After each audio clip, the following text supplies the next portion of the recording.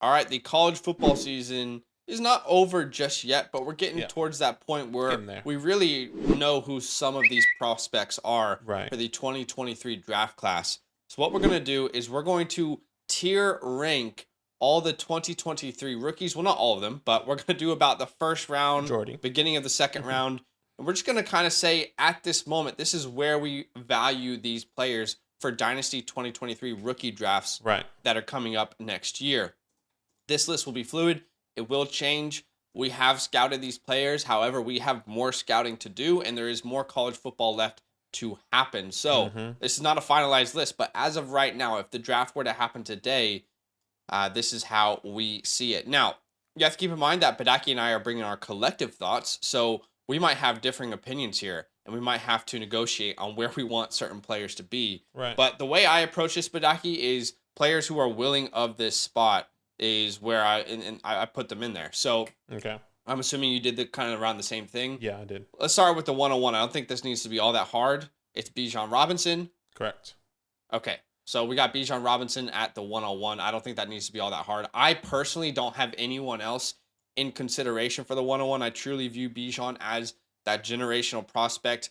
Since Saquon Barkley, I don't think a better running back has come out. Is there anyone else that you have here as in contention for the 101? It's not necessarily contention. I think there could be a conversation depending. I know a lot of people like to go based off talent or based on team builds, and I think that's where CJ and Bryce could potentially come in as the 101 depending on it. But it just all depends on how you build, what your strategy is, what your thought process is coming into your rookie drafts.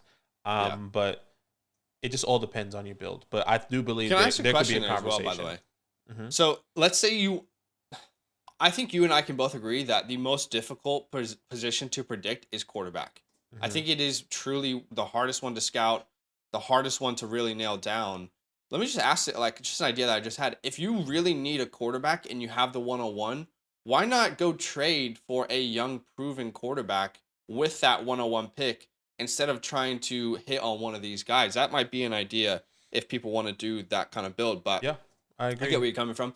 All right, so on to the 102 to the 103 of the Mm-hmm. rookie draft. Who do you have in this tier? I have 3 players in this tier. You have 3 players in this tier. I only have 2, to be Okay. completely honest, and that's CJ and then Bryce.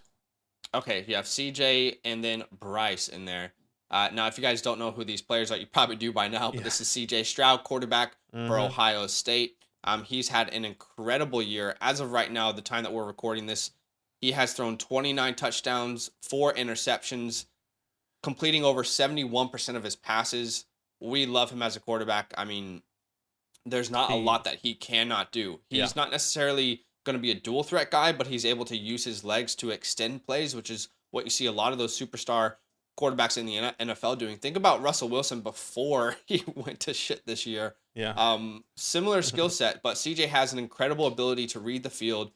I know a lot of people are going to say, oh, Ohio State, Ohio State. Scout the player, not the helmet, guys. Only scout players, not helmets. That's going to be a harmful process if you start scouting helmets. I know he's in a good system, but that doesn't mean we should not scout him just as a player and what his abilities are. Agreed. Then you have Bryce Young here, Alabama. quarterback out of Alabama. You guys probably know who he is. 18 touchdowns, 3 interceptions. Keep in mind he was dealing with an injury there.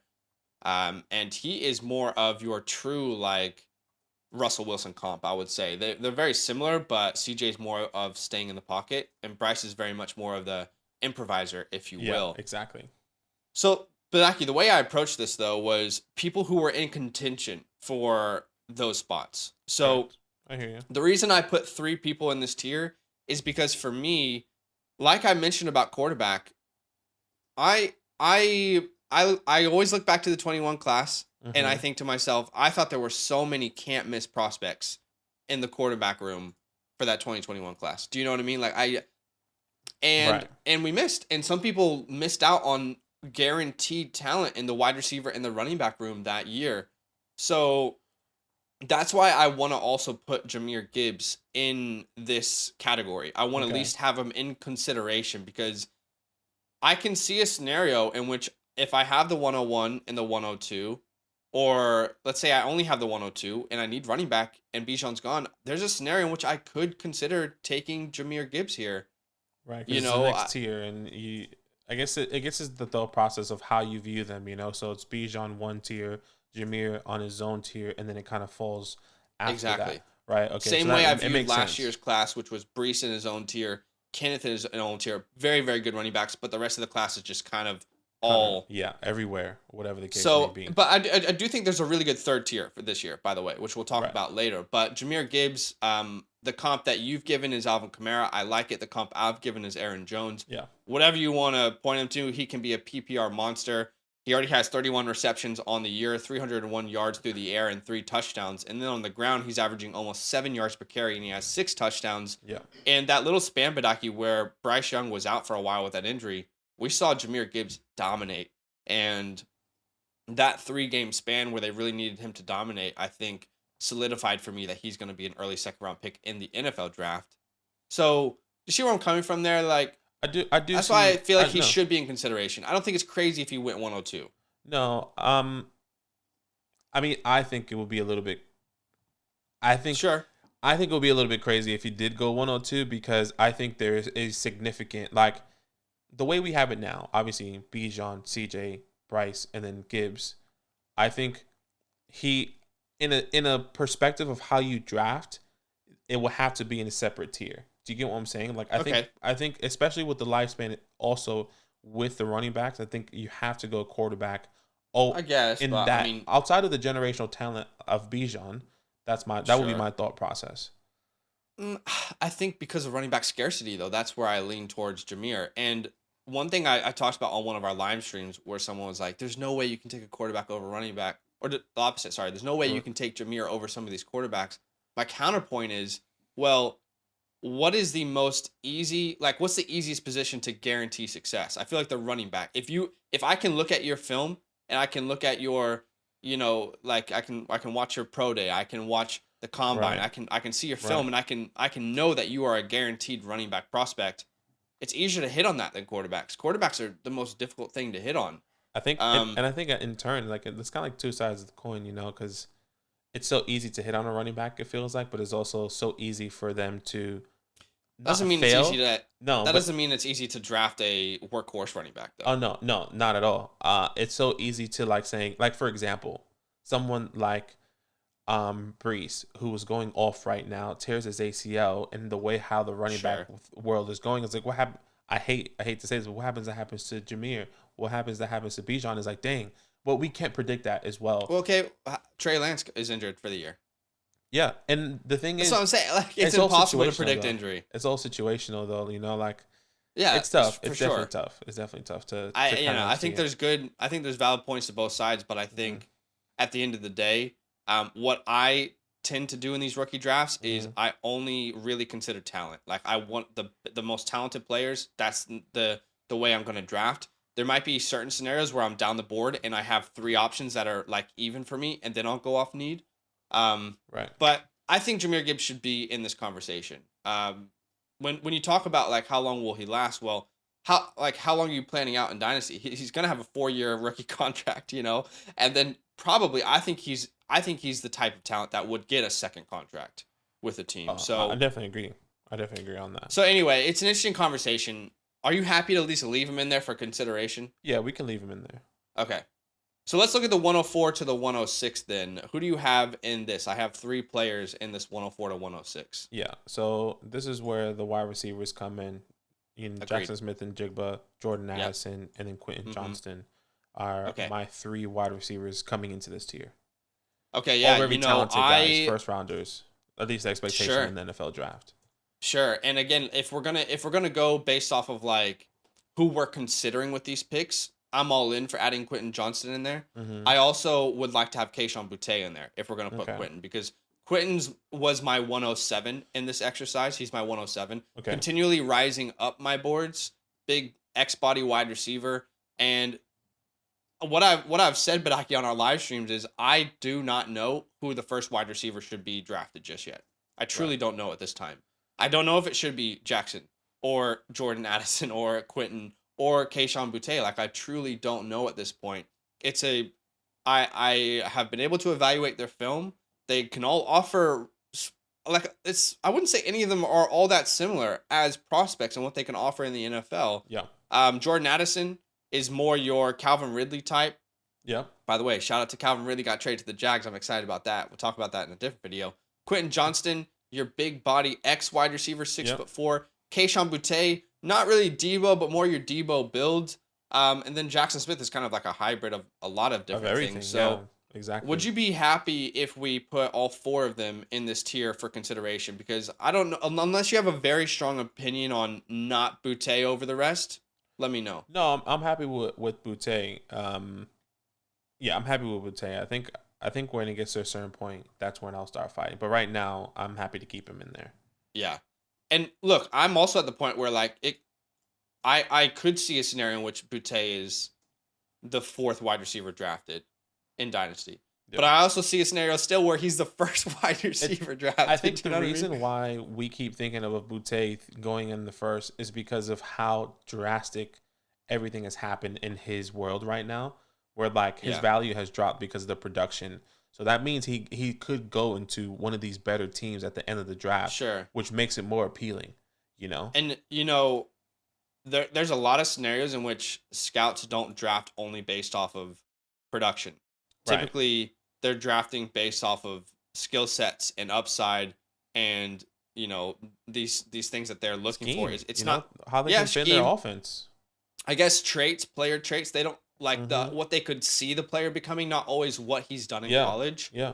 And then Jackson Smith is a good example of that as well. Like, is Jackson Smith going to be devalued because he's had 5 catches on the year? Probably not, Right. So, yeah, it's tough, but I think all 4 of those wide receivers can really be considered there. And let's have the conversation, because there's going to be people who are going to comment and say Jackson Smith should be the 2nd player in this draft based off of what he did last year, right? Where he outshone, is that a word? Outshined? Or probably a better word? Outshined Olave and Garrett Wilson. What's your response to that? Because I'm sure, no doubt, there will be people who have that opinion. If that's the case, then let's see where I think the reason why all these, we all expected Chris Olave and Garrett Wilson to go high in the draft, and I think we're going to expect that with Jackson Smith. I think at the end of the day, it doesn't matter of what he did. It depends on where he goes, right? So if he goes into an offense that desperately needs him, I think the first one we can all think of is the Bears, even though they just got Chase Claypool. It's like, okay, he's clearly the number 1 guy. He's clearly going to be there. And maybe not now with Chase there, but could you imagine that wide receiver room? Jackson Smith, Darnell Mooney, Chase Claypool. It just gets better. It gets better, and Jackson Smith is going to produce. And that was the same thing when we thought of Garrett Wilson. The same thing we thought of Chris Olave. Just all depends on landing spot. I think at this point it doesn't matter what he's done on the field. We know how talented he was, shining as a sophomore with dudes that were going into the NFL outshining them. That's what I was going to say. I feel like his body of work is enough for me to, if someone was to say that he's their 102, his body of work and his traits and what he can bring as a prospect, there's enough there for me to not be upset at you. Again, this list isn't fluid. I can understand where someone would be coming from if they were to say that. So, but comment down below, guys. Let us know what you disagree with or agree with so far. Again, this list will change. Let's move on to the 107 to the 112. This will get interesting because we can add at least 6 players into this tier. I'll tell you where I have this going, and I'm curious. Actually, tell me where you have this going. Okay, so I have a couple guys in here, right? In no particular order. I'll try and do the best with order. So at the moment, I have Will, right? I have Will Levis. Sorry? I have Will Levis. Yeah, I have Will Levis. We see this differently already. Yeah, and this is where it's going to be the problem, because I know you're going to have people that's not going to be in this tier for me. Okay. Will Levis, Sean Tucker. Okay, hold on. Let's go one by one. Okay. Will Levis, Kentucky quarterback. I keep waiting to see what people are pointing to with him, and every year there's something that I'm missing. I know you're a big advocate of his. I really needed Tennessee to show me something. Like the game versus Tennessee, I needed him to show me something. Right. Through 3 picks. Are we just still saying, and like I'm not saying it's the wrong thing to say, but I'm just asking, are we still going based off of the untapped traits the Josh Allen comp. Is that what we're still going off of I for, think for Will Levis? I think we're here? going based off of, I mean, that, and then also the offense. Like he lost Wandale. He has one of the worst offensive lines right now. Okay. From all the reports that I'm reading, I can't really rank all the offensive lines in college right now. Sure. Defense has been playing really well, but he does still making those mental mistakes. Obviously, throwing those interceptions. But I know everyone keeps saying it's an NFL pro, ready offense. I'm not seeing that personally. And I think his offense is very limited because once again he lost Wandell, and all they do is wide receiver screens, quick out routes. Yeah. He puts him in danger of throwing a pick because it's easy to undercut those or to read that. Not easy, but you can undercut them. You throw a pass, -2 yards for your wide receivers to block, and then he can go up the field. I don't think that's something that is really helpful for Will. He has the arm, the talent, and the legs. Sure. And I think that it's a mixed emotion right now. I still Okay. believe in the talent. I still believe in what he can do.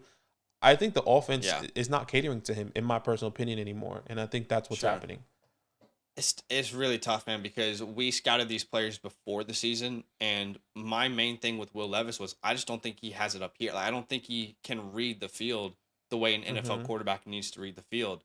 Now, I can't remember if that was Josh Allen's issue as well, but to everyone who points at Josh Allen, just to open the conversation, everyone who points at Josh Allen, point to all the hundreds of quarterbacks who did not work out, who were projects, Right. So that would be my rebuttal. This is tough because I don't actually have him on this list.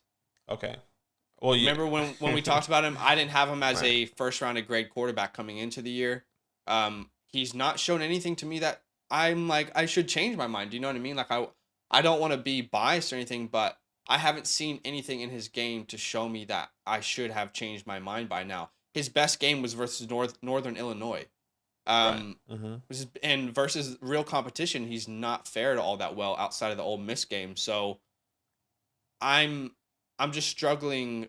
Like, if we're gonna go based off of upside and talent, you know what I'm gonna point to. That's gonna be Anthony Richardson, who again is nowhere near formed and ready to go. But I feel like his raw traits, like if I'm taking a prospect just based off of raw traits and ability, it would be Anthony. So why don't we leave him in here for now? But we're gonna have to have a conversation about it at the end because I don't even have him in here. Okay. But I know like I'm sitting here admitting to you that I know that is not the consensus. I know I'm the weird one. I'm the one on the outside. I mean, I think it's kind of split right now. From everything that I'm hearing, everything I'm reading, I think Will definitely has the ability to do everything, and I think everything has to fall right for him. And I think that may be his disadvantage. Josh Allen went into a position where he had an amazing coaching staff to upbring him and teach him, and they invested in him, and that's exactly what happened. Maybe does that happen, in Carolina if he gets there? Does that happen in Seattle if that happens? We don't know because I think that's where I'm struggling because there's so many guys that I feel are guaranteed better talents I'll take ahead of him.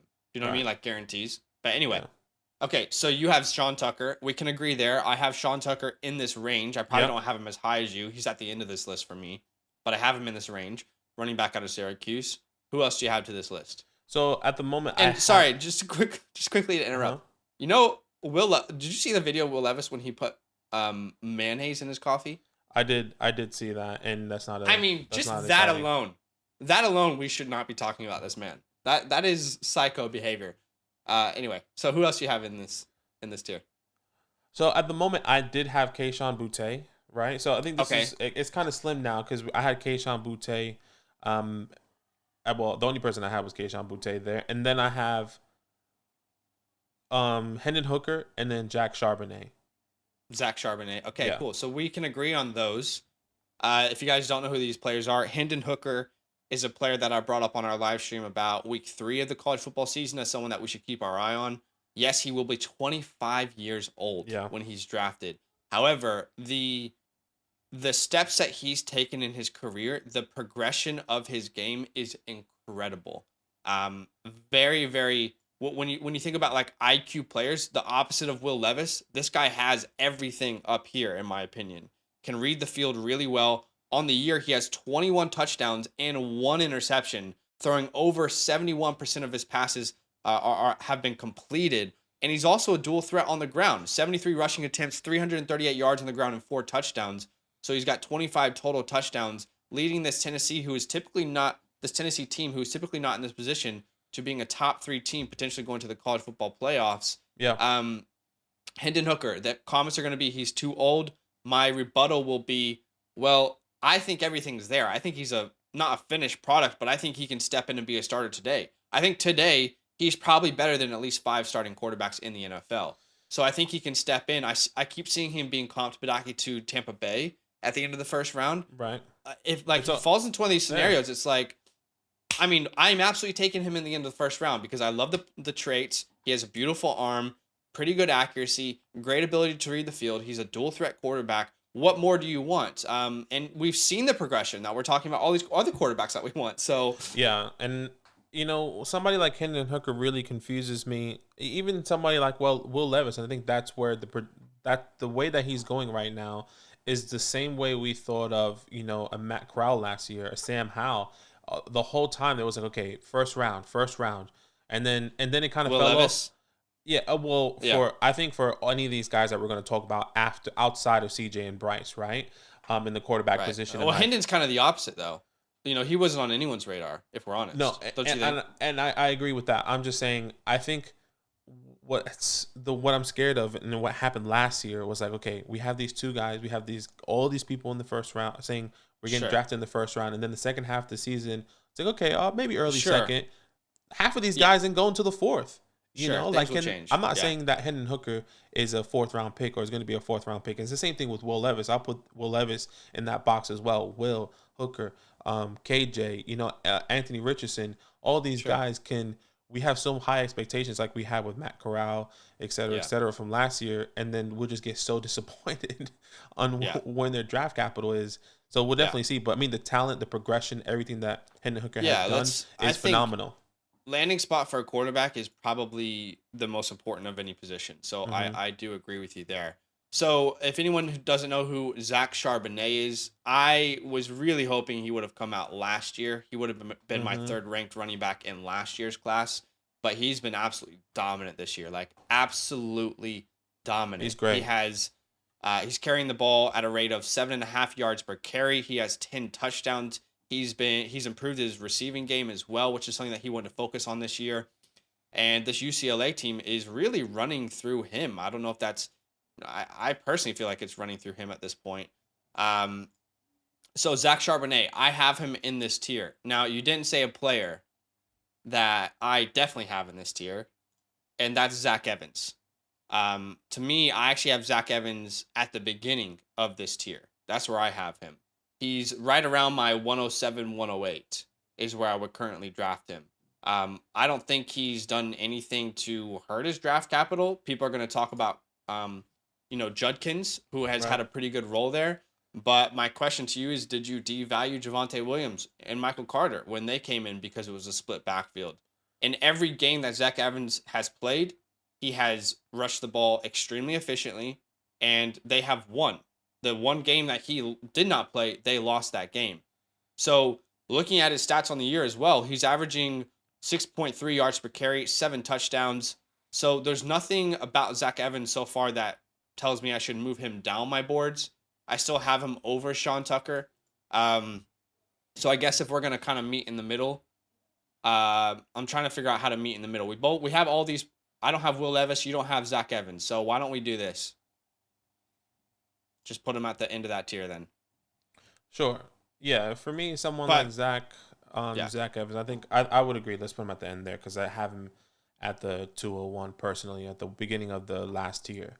Okay. For me, someone like Zach Evans, and I know you we talked about this earlier, and I've actually genuinely been thinking about this.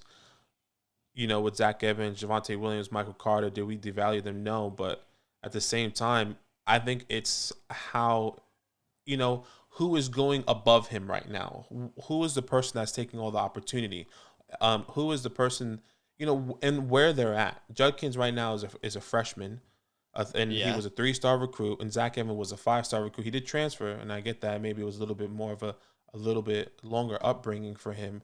But I think the fact that if you're a 5-star recruit and you trade it and you get in the transfer portal and you are the guy and Well, he's supposed to get all the opportunity, I think that brings question marks to me. And I'm not necessarily sure. And I said this before, he wasn't somebody that was amazing in film for me. I see it now better here in this year. Don't guarantee. So I am saying he has improved in everything that I've said in the Zach Evans video that we made earlier in the year. But for me, he's not a workhorse guy. He's not a home run hit in the running back room, in my personal opinion. And I think he's just going to get lost in the draft. But yeah, this is something that we strongly disagree on. But I don't see that for Zach Evans, especially if he's getting out carried right now. Even though he's getting out carried. You know what's funny is like we're not devaluing Kayshon Boutte, we're not devaluing Jackson Smith and Jigba, but we're devaluing Zach Evans because of this year instead of looking at his entire body of work. And this year he's been really good. For me, he's averaging 6.3 yards per carry, 7 touchdowns. My problem is I think the sooner that people realize that Quinshon Judkins is a legit running back and he was a steal. People didn't believe he was a legit running back. Sorry? People didn't think he was a legit running back because he was a 3-star recruit. Yeah, okay, he's a 3-star recruit, but people don't understand what Lane Kiffin brings as a head coach, as a recruiter. He's one of the best recruiters. That's why you're seeing Ole Miss kind of rise right now. Quinshon Judkins should not be a 3-star recruit. That's just the reality. He should not be a 3-star recruit. Right. And the 2025 draft class, Judkins is probably an early 2nd-round pick, just like Javonte Williams, just like Breece Hall. That's how good of a prospect Judkins is going to be. So I think people are devaluing Zach Evans purely because of Judkins. Because there's nothing that he's done this year that you can say that you're going to devalue him for. And you're right. But we're not devaluing Jackson Smith, and he has no production. He has 5 receptions on the year. I think all these things are, I think the body of work is significantly different for Jackson Smith. And that's from my perspective, because my perspective last year when we saw his sophomore tape when he was in TCU, I was like, okay, he's not a home run hit to me. Let's see what he could do with Ole Miss, a better offense. We disagree. He's still not a home run hit to me. And on top of that, he's splitting carries now with, I know you said it, but he's still getting carries with 3-star recruit. So I don't know if that's what people are held up on. If you look at his body of work, I was held up that he wasn't as talented before I saw him, but it's just another thing on top. That's fine. Of Judkins personally. Yeah, fair enough. When I reviewed his film, I see something very special. My comp I think my floor was Melvin Gordon. I think my ceiling was Jamal Charles. Like that's how special I think Zach Evans truly can be. And if I said that last time, before this year when we reviewed him, I just don't see it that way.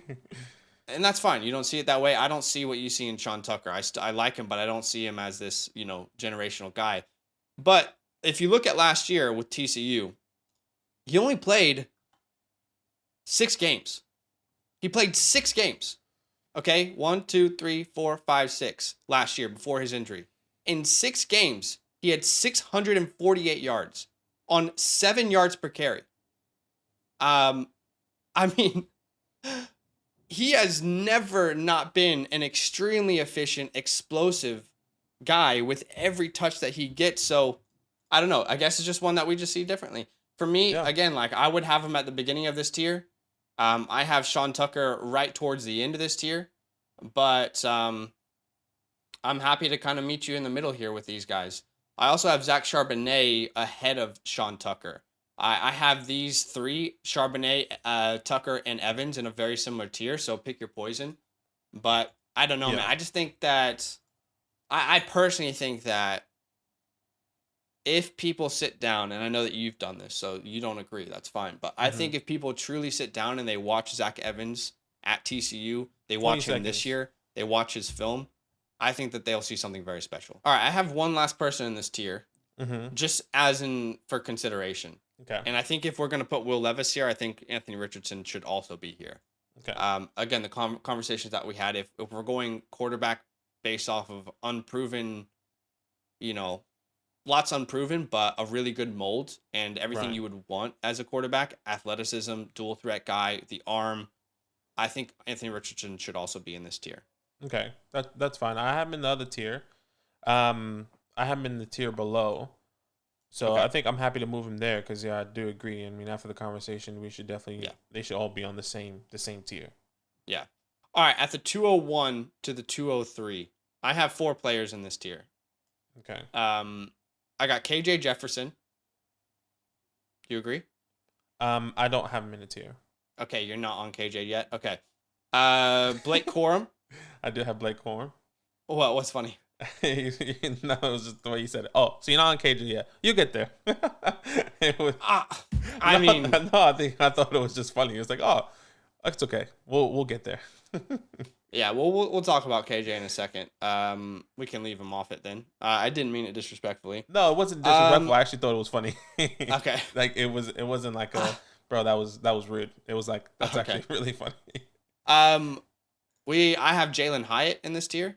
Yeah, I have him as there as well. I mean, I don't know how, like, we can't disrespect him anymore. Yeah. He's got 907 yards. He's got 14 touchdowns on the year. This little run Especially. from really the LSU game onwards, I mean, he scored at least 2 touchdowns in every single game. He's got that 5 touchdown game versus Alabama. My comp for him was always Will Fuller. That's kind of what I view him to be in the NFL. And a lot of people, when they hear that, like, oh, Will Fuller. Will Fuller was a very successful wide receiver in the NFL, and he was he wasn't just a speedster. He was very special in a lot of different ways. Injuries hurt him. Deshaun's career hurt him. But remember when he was the number 1 for Deshaun, he was a top 12 guy. I also have Michael Mayer in this tier. I do have him there as well. The tight end out of Notre Dame. A lot of people are going to be asking, what about the tight ends? Like, what do we do with these tight ends? Well, Michael Mayer is really the only one that I think should be considered in this conversation. He can do pretty much everything. He's been the main offensive weapon for Notre Dame here. And I think he's proven enough production, and his body of game as a tight end is enough where I think he could be considered in the early second round of the NFL draft. I also have KJ here, but I don't have anyone else. I don't know if you have anyone else. I don't have anyone else. Those are the 3 guys that I have: Blake, Myers, and Hyatt, and there was no one else on this list for me. All right, let me make a case for KJ real quick in case people haven't been on our live streams. KJ Jefferson, quarterback out of Arkansas. Okay, so I want you guys to come with me here for a second. Nice little journey.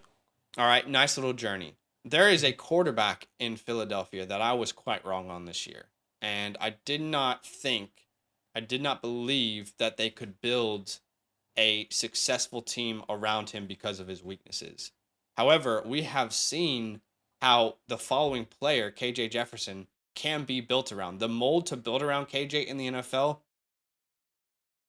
we've already seen it. It's Jalen Hurts. Right. So KJ Jefferson to me has a very similar game to Jalen Hurts.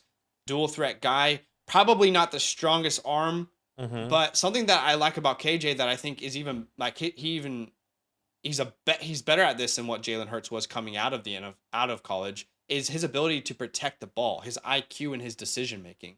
On the year, he has thrown 15 touchdowns and 1 interception. He's completing over 67% of his passes. That's a higher grade than Bryce Young right now. Does he have the best arm? No. Is he the most accurate player? No, but he makes very smart decisions every time he touches the ball. He's a dual threat guy. He has 389 yards on the ground and 6 touchdowns on the ground as well, keeping in mind that he missed a game or 2 due to an injury. So those stats may not impress you, but what I'm trying to point you towards is he's a dual threat running back, might not have the strongest arm, but the IQ is there. He's a very good leader.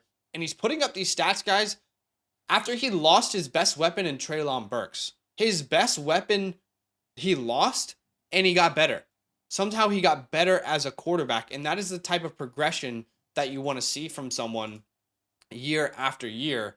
Rocket Sanders is in that offense, the running back who I'm excited about for 2024. But KJ Jefferson, to me, is someone that I'm very excited about.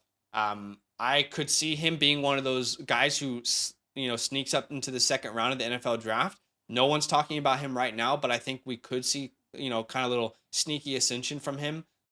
Does he have the best traits as the Anthony Richardsons, the Will Levis? No, but he's the leader like Jalen Hurts.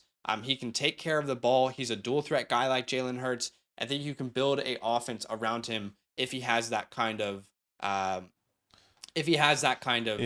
support system. What I will say is, for him, draft capital will be everything.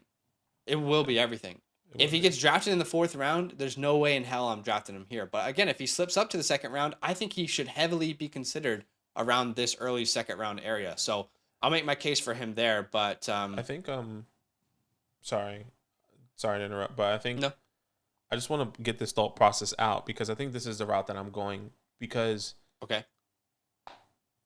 Once again, including Will, I think outside of CJ and Bryce, there is no. So, okay, this is how I see it. CJ, Bryce, first rounders in the NFL. Will Levis, Hendon Hooker, potentially 2nd rounders. But if those 2 guys aren't 2nd rounders, I am extremely concerned. And just like anyone else, I think that's what's going to be the case. Yeah. Like you said, the landing spot is also crucial. Yeah. If all these guys go into a backup role, like we said, Hendon Hooker goes to Tampa Bay, then even I think it doesn't matter if it's the 4th round or 3rd round. Hendon Hooker will potentially be the starter in Tampa Bay, hypothetically. Same thing with Will Hard Levis. to say because Kyle Trask was drafted in the same thing. I think draft capital is really important. But So you're right, landing spot if Hendon equally as Hooker important. goes to Tampa Bay, you think Kyle Trask is they're gonna give him the I opportunity? don't think that. What I'm saying is they spent the same investment into both of them. Right, and I think So there's no priority.